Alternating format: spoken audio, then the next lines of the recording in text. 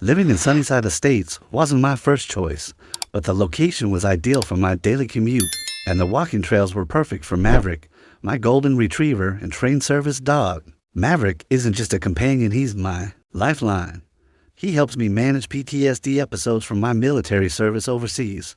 Always calm, obedient, and outfitted in his bright service vest, he follows commands flawlessly. I know the Americans with disabilities act like the back of my hand because when you rely on a service animal, you have to. But I never imagined I'd need to cite federal law just to defend him from my HOA president. Her name was Karen Whitfield, and she made the mistake of thinking she could bully a veteran and his service dog into submission the first time I met Karen.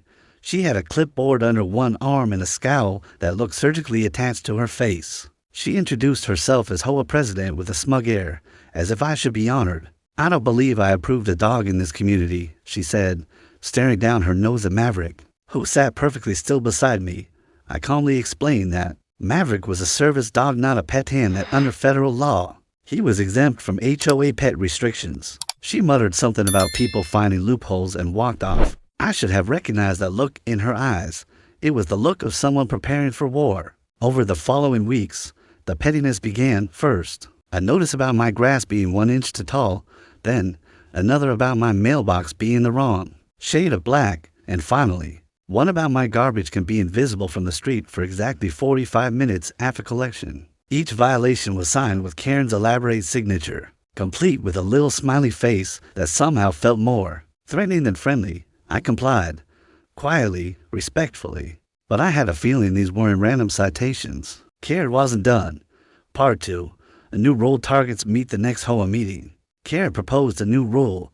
All animals, including service animals, had to be registered with the HOA and wear an HOA-approved identification tag. I raised my hand. That directly conflicts with the ADA.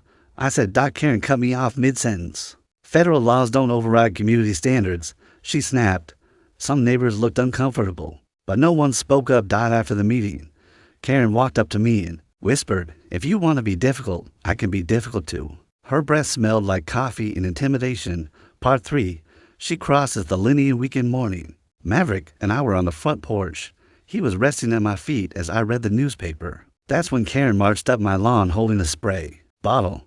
"Your dog is violating the new ordinance by not wearing HOA ID," she said, loud enough for nearby neighbors to hear. I calmly reminded her that the rule hadn't even passed yet and that it was illegal regardless. "Maverick is a federally protected service dog," I added. Karen's face turned crimson. "I'm tired of you military types thinking you're above the rules," she spat. Then she stepped on my yard, raised the spray bottle, and sprayed Maverick directly in the face. He yelped, backing away and pawing at his eyes. I jumped between them and demanded to know what was in the bottle. "Just a little vinegar and water." She smirked. "Won't hurt him, but maybe now he'll respect authority." Part 4. Calling the law. We was furious, but military training had taught me to stay calm under pressure. I brought Maverick inside, rinsed his eyes, and checked him thoroughly. He was okay, just irritated. Once he was comfortable, I called 911. "My service dog has been assaulted by a neighbor," I explained. "That's a federal offense under the ADA." 20 minutes later, 2 officers arrived. I showed Maverick's certification, medical documents, and pointed them to Karen's house across the street. One officer stayed with me to take a detailed report. The other went to talk to Karen. I watched from my window as she gestured wildly, clearly trying to downplay the situation. The officer didn't look impressed.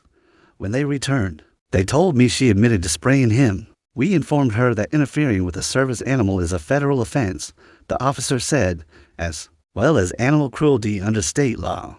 Then came the question, "Would you like to press charges?" I didn't hesitate. "Yes." Part 5. Consequences. And Cheney. Karen was arrested on the spot. As officers placed her in handcuffs, she screamed about how the neighborhood would turn against me and how she would have me evicted. Neighbors came out to watch. I heard someone mutter, "She finally went afar." Later that week, a neighbor approached me to apologize.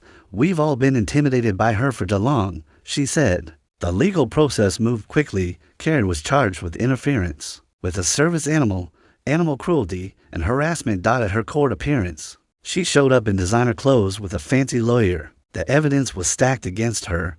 The judge didn't flinch. Community rules never supersede federal law. the judge said sternly while she awaited sentencing. An emergency home meeting was called. This time, nearly every homeowner attended. The HOA's vice president called for a vote of no confidence in Karen.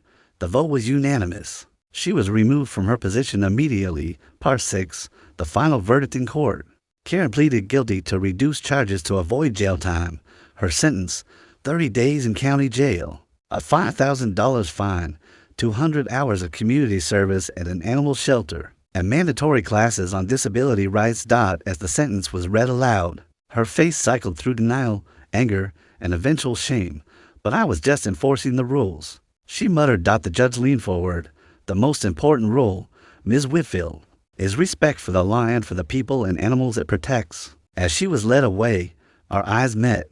That arrogant look she always wore was gone. She mouthed something that might have been, "This isn't over." But we both knew it was. Maverick, ever composed, sat beside me calm and loyal as always. I reached down to scratch behind his ears, and in that small gesture, I knew we had weathered the storm together.